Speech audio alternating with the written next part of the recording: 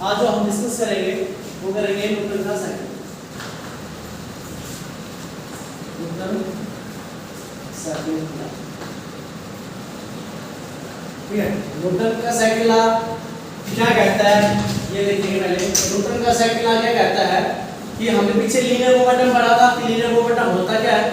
Linear momentum क्या होता है? It is the product of mass and velocity, ठीक है। तो ये सेकंड लॉ कहता है कि जो आपका चेंजमेंट होगा लीनियर मोमेंटम के अंदर क्या होगा? चेंजमेंट होगा, वो डायरेक्टली प्रोपोर्शनल किसके होगा? आपने जो फोर्स लगाया है उस ऑब्जेक्ट के ऊपर उसके इक्वल होगा, ठीक है। कि मान लीजिए यदि ये इसका मास ग्लोब का m है, ठीक है, इसकी वेलोसिटी क्या है u, तो आपने जो फोर्स लगाया f, जो इसके अंदर चेंजमेंट आया मास m, इसकी वेलोसिटी कितना है v, ठीक है।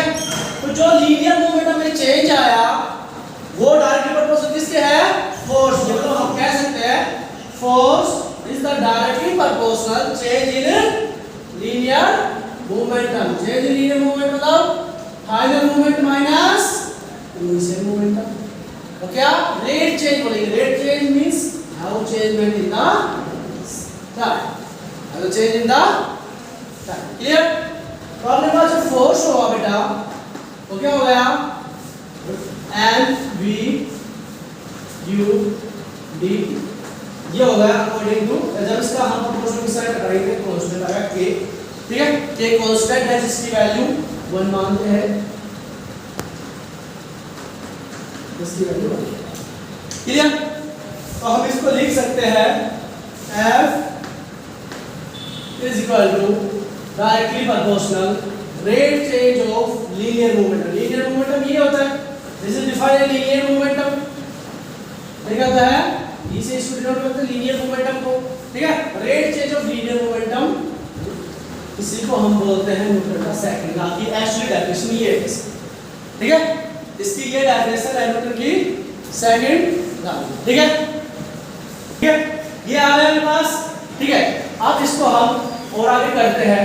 Force is equal to d upon में लीनियर मोमेंट की वैल्यू कितनी होती है? Mass into velocity. तो कर इसके अंदर linear momentum equal to mass into velocity. मान लो ये q है मास इनटू वेलोसिटी, एक और आता तो हमने ये हो रहा था ना m, इसको लिखा हमने m माइनस, ठीक है, इनिशियल। तो ये क्यों हटा दिया हमने कि आपका जो ऑब्जेक्ट है स्टार्टिंग में क्या है? At rest. ये हटाने का रीजन क्या है? Starting rest. तो u क्या है? इनिशियल वेलोसिटी 0, इनिशियल वेलोसिटी मैं इसको हटा सकता हूं, बराबर मेरे पास बचा ये linear momentum upon rate change of time, ठीक है। अब देखिए मास एंड वेलोसिटी, क्लियर। अब पहला केस देखते हैं हम इसमें कि मास क्या है आपका? कांस्टेंट। मास क्या है? Constant. Mass constant, mass constant. तो इसका पहले इक्वेशन हम क्या करते हैं? डिफरेंशिएट करते हैं, डेरिवेटिव करते हैं बेटा, ठीक है। जहां से सोच में डेरिवेटिव कैसे किया जाता है इधर मैं करके दिखाता हूं डेरिवेटिव आपको। f d p upon m। Derivative क्या करते हैं? पहले आप m वाले के करेंगे, m के साथ करें तो v आ जाएगा बाहर का, v क्या जाएगा? क्या हो जाएगा? dm अपॉन में dt, dm अपॉन में प्लस, अब बाहर क्या जाएगा बेटा? n, क्या जाएगा? अंदर क्या जाएगा? dv अपॉन में, this is the real representation of second. ये बहुत इंपॉर्टेंट इक्वेशन, जब भी ज्यादा का आप पढ़ोगे आगे क्लास 1 में ये equation will be applicable of Newton second, ठीक है। इससे हमने डेरिवेटिव की आपका इसका डिफरेंशिएट किया। पहले हमने इसका मास के रिस्पेक्ट में v इधर, फिर m यहां पे और dv का, ठीक है। ये डिफरेंशिएट करने का रूल भी होता है। तो वेरिएबल का जब आप डिफरेंशिएट करते हैं उसका रूल यही होता है, पहले को बाहर निकालो, एक का डिफरेंशिएट फिर दूसरे को बाहर निकालो, फिर दूसरे का, ठीक है। इसमें मैंने क्या मानना है? ये इक्वेशन जो आ गई बेटा जी, इसमें हमने पहला जो केस माना कि केस नंबर 1 क्या माना कि आपका मास है, क्या है? कांस्टेंट। मास क्या है? और आपको बता देता हूं डिफरेंशिएट ऑफ कांस्टेंट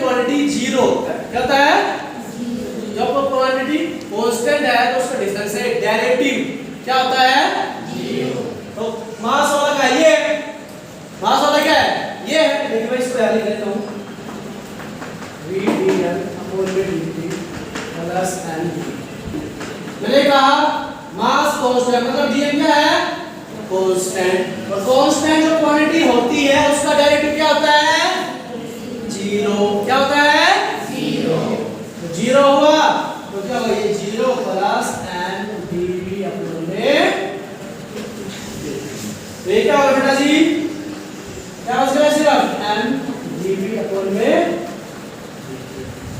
कब है ये केस एप्लीकेबल बेटा?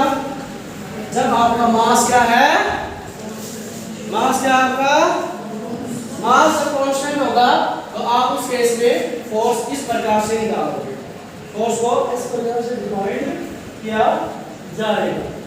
ठीक है, क्लियर हो गया? ठीक है, अब आगे देखिए, इसी को हम आगे बढ़ाते हैं। जनरली आप देखते भी हैं न्यूटन का सेकंड लॉ जो बच्चे बोलते हैं dv अपॉन में dt।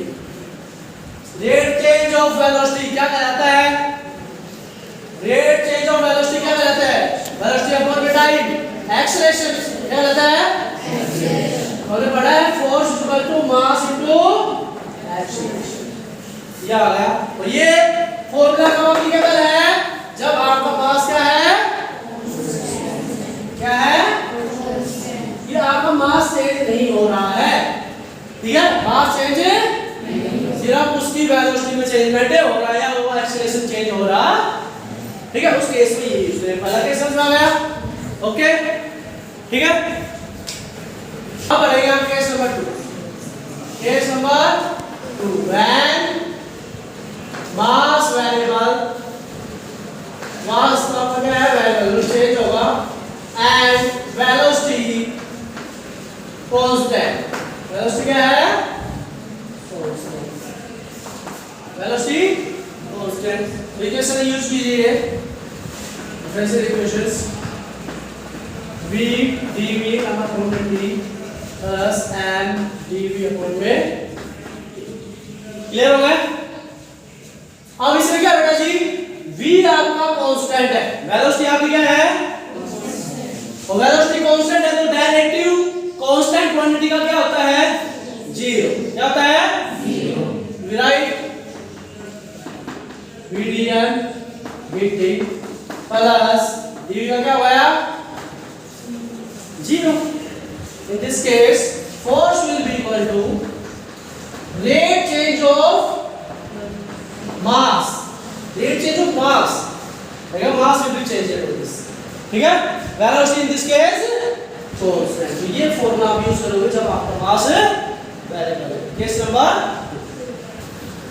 अब इसकी बढ़ते हैं यूनिट्स।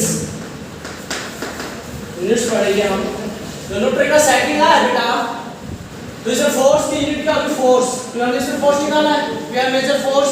ठीक है, ध्यान रखना फोर्स जो निकालते मेजर किया गया वो न्यूटन सेकंड लॉ के द्वारा मेजर किया जाता है। जो फोर्स की रियल क्वांटिटी वैल्यू है, कितना फोर्स लगा है, 5 न्यूटन, 10 न्यूटन, 15 न्यूटन, तो किसके द्वारा मेजर किया जाता है? Measure force by Newton second law. सिर्फ quality definition starting first class quality definition बताता है। मेजरेबल जो बताता है वो न्यूटन का सेकंड लॉ ही बताता है, क्योंकि हमने इसका सेकंड लॉ की हेल्प से इसका रिजल्टेंट निकाला F इक्वल टू एम। ये न्यूटन सेकंड लॉ नहीं है, ये न्यूटन सेकंड लॉ का क्या है? रिजल्टेंट का क्या है ये? और कब है? जब आपका मास क्या है? Mass is constant. मास क्या है इस केस में? ये रिजल्टेंट है, ये अपने पास मेजर करता है आपका फोर्स। न्यूटन सेकंड लॉ का मेजर ऑफ इसके एसआई यूनिट पढ़ेंगे। तो फोर्स की एसआई यूनिट क्या होती है? फोर्स की एसआई यूनिट होती है न्यूटन। क्या होती है? न्यूटन इसकी एसआई यूनिट होती है। क्या होती है? न्यूटन। दूसरी बाय फॉर्मूला इसकी निकाले तो मास की क्या होती है? केजी, एक्सेलरेशन की मीटर पर सेकंड। ये इसकी दोनों एसआई यूनिट हो सकती है। इसकी फोर्स की आपको न्यूटन भी मिल सकता है, केजी मीटर पर सेकंड स्क्वायर भी मिल सकता है।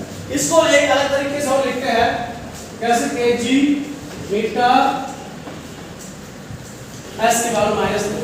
ठीक है, ऐसे भी लिख सकते हैं। अगर बच्चे कंफ्यूज हो जाता है, जिसको मैथ क्लियर है उसको समझ में आ गया क्यों आया। जब पावर में ऊपर जाता है पावर क्या जाती है? नेगेटिव। पावर क्या जाती है? ठीक है। अब बात करते हैं इसकी सीजीएस की। इसकी बात करते हैं सीजीएस। सीजीएस यूनिट क्या होती है न्यूटन की? डाई। क्या होती है? डाई होती है बेटा। और इसकी केजी की, ग्राम, मीटर की, सेंटीमीटर और सेंटीमीटर की क्लियरली है जी, सेंटीमीटर माइनस ये अपनी सीजीएस। ये क्या हो गई? सीजीएस यूनिट हो गई इसकी फोर्स। क्लियर? अब इसके निकालेंगे हम डायमेंशन फॉर्मूला। डायमेंशन फॉर्मूला क्या होता है इसका अपने पास?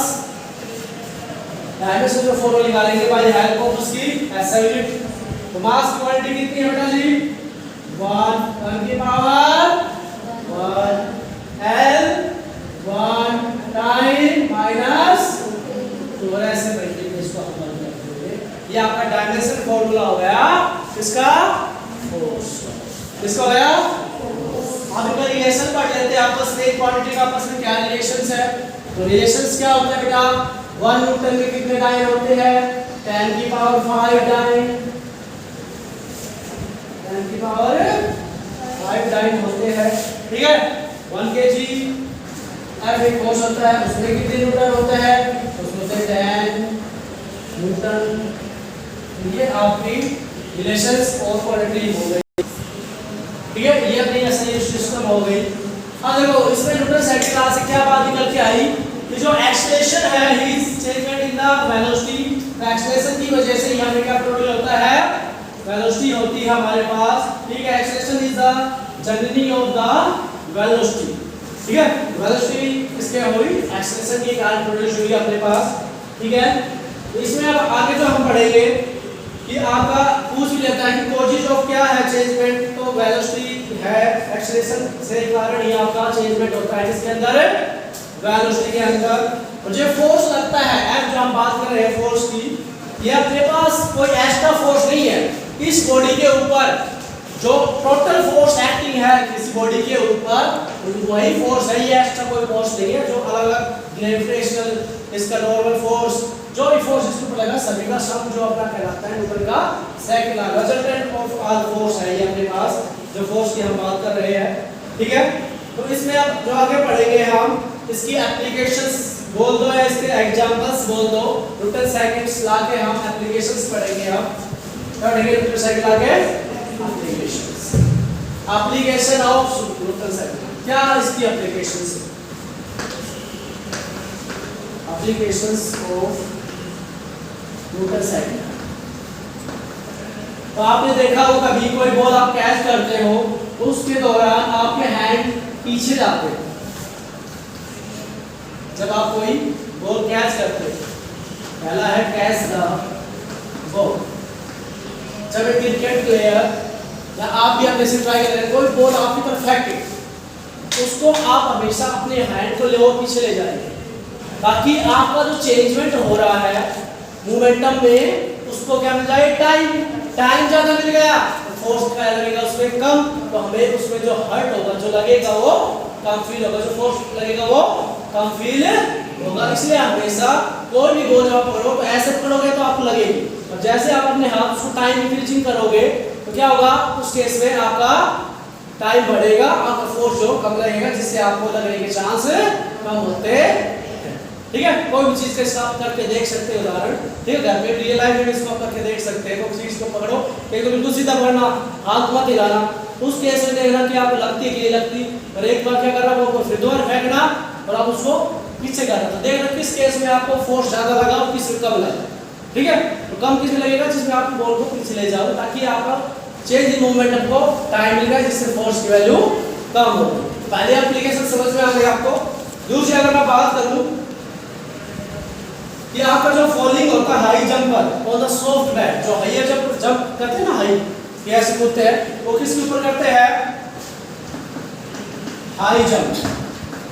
तो क्या जाता है तो जिससे कौन से ये जाता है उस तरफ तो साइड एक बैट टाइप में होता है, मिट्टी टाइप में होता है, खोदर टाइट सैंड नहीं होती है, वो क्या सी होती है?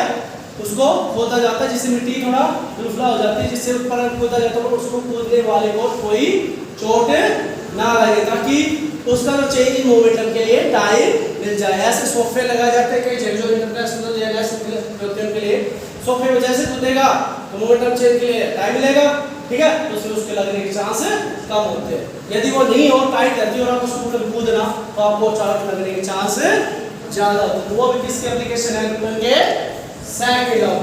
अगले अगर मैं एप्लीकेशंस की बात करूं इसकी, कि आपकी जो कार्स होती है, जो व्हीकल्स होते हैं, उसमें शॉकर लगाते हैं शॉकर्स का यूज किया जाता है बेटा। तो शॉकर्स लगाते हैं तो जब ब्रेकर आता है, ठीक है, तो कोई गड्ढा आता है तो उसके अंदर क्या होता है, आपकी गाड़ी जब उसमें से जाएगी तो क्या होगा, जंप करेगी। तो उस केस में क्या है, यदि आपके शॉकर्स नहीं होंगे, डायरेक्टली गाड़ी जंप करेगी, उस केस में आपको हर्ट होता है।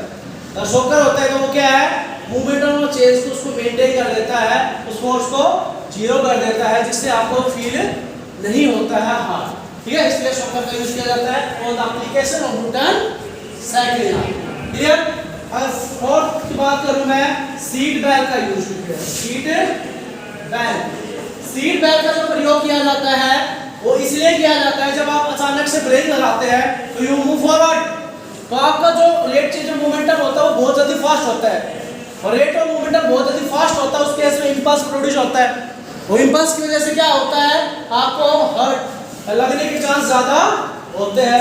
पर जो अपने पास सीट बेल्ट लगाते हैं वो आपके चेंज इन मोमेंटम का टाइम बढ़ा देते हैं, जिससे आपका इंपल्सिव फोर्स क्या जाता है, कम, और हमारे लगने के चांस कम होते हैं। और इसकी वजह से अगर वो बॉय नहीं होते तो कई बार कहता है फ्रंट ऑफ जो अपने पास ग्लास होता है उसमें से लग जाता है, सीट बेल्ट क्या है उसको बचा लेती है, एक्सीडेंट के दौरान उसमें ज्यादा नुकसान नहीं होता। तो ये अपनी एप्लीकेशंस है सेकंड लॉ। क्लियर।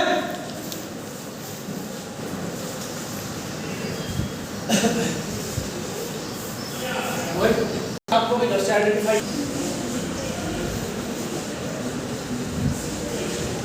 अब जो हम पढ़ेंगे कि यदि आपकी कांस्टेंट वेलोसिटी, आपको ऑब्जेक्ट मूव कर रहा है, उस केस में फोर्स कितना होगा, उस कंसिस्टेंस लगा लीजिए, उस फॉर्मूला लगा लीजिए। यदि आपकी वेलोसिटी इस केस में, ठीक है, यदि आपकी वेलोसिटी क्या है, कांस्टेंट, इसमें क्या होता है, उस केस में क्या होता है हमारे पास कि आपका वेलोसिटी कांस्टेंट हो गई, तो वेलोसिटी क्या होती है, एक्सेलरेशन क्या होता है, रेट चेंज ऑफ वेलोसिटी। जब कोई चीज कांस्टेंट क्वांटिटी का रेट चेंज करते हैं तो वो क्या होता है, जीरो इक्वल होता है। क्या होता है, जीरो। तो in this case you have force is zero. Force किसके बराबर होगा बेटा जी, zero. We write m into a equal to zero. तो यहां से रिलेशन निकल के आया मास और एक्सेलरेशन के बीच में, यदि आपका एक्सेलरेशन ज्यादा है तो मास कम, मास इधर कांस्टेंट रखते हैं तो मास को हम इस कांस्टेंट रखते हैं इन दिस केस। और आप देखो कोई भी कि जहां मास ज्यादा होता है, सेम एक्सेलरेशन लगा रहे हो तो वहां एक्सेलरेशन कम लगेगा। क्या लगेगा, एक 50 केजी पे वही एक्सेलरेशन लगाओ और एक 10 केजी में वही एक्सेलरेशन लगाओ, तो एक्सेलरेशन किस केस में कम लगेगा, जिसका मास ज्यादा है उसके केस में आपका एक्सेलरेशन कम लगता है। और ये कंडीशन कब है, जब आपकी वेलोसिटी क्या हो, कांस्टेंट वेलोसिटी हो। कैसी वेलोसिटी हो, कांस्टेंट वेलोसिटी हो, उस केस में ये एप्लीकेबल है। क्लियर। तो ये अपने पास उसमें हो गया ये। फिर इसमें इसकी ग्राफ बनाते हैं बेटा हम, इसकी क्या बनाते हैं, ग्राफ बनाएंगे अलग अलग केस में कि एक्सेलरेशन कांस्टेंट होगा तो कैसा ग्राफ बनेगा, ठीक है। तो पहला ग्राफ है कि यदि आपका एक्सेलरेशन क्या है, कांस्टेंट, एक्सेलरेशन क्या है, in this case you have graph force and mass will be straight line। क्या बनेगा, और फोर्स और मास का जो ग्राफ बनेगा उसकी जो स्लोप होगी वो हमें क्या देगी, slope give the value of acceleration. तो स्लोप होगी वो किसकी वैल्यू देगी बेटा जी, एक्सेलरेशन की। किसकी वैल्यू देगी, एक्सेलरेशन की वैल्यू हमें देगी। दूसरा मैं बात करूं, यदि आपका मास कांस्टेंट हो, उस केस में मास कांस्टेंट है बेटा, मास कांस्टेंट, यहां पे आ गया एक्सेलरेशन, यहां पे आ गया फोर्स। तो इस केस में जो स्लोप होगा, अपनी स्लोप इस केस में बताएगी मास, क्या बताएगी, इस केस में एक्सेलरेशन, इस केस में मास। यदि आपका फोर्स कांस्टेंट है तो उस केस में क्या होगा, फोर्स क्या है, क्या होगा अपने पास, बताइए, एक्सेलरेशन और मास का हम बनाएंगे, एक्सेलरेशन और मास का हम बनाएंगे ग्राफ, वो ग्राफ रहेगा ऐसे, और इसके इसमें आपका फोर्स होगा, फोर्स होगा, ये तीनों ग्राफ हो गए। तो आपको याद रखना है कि किस प्रकार से ये अप्लीकेबल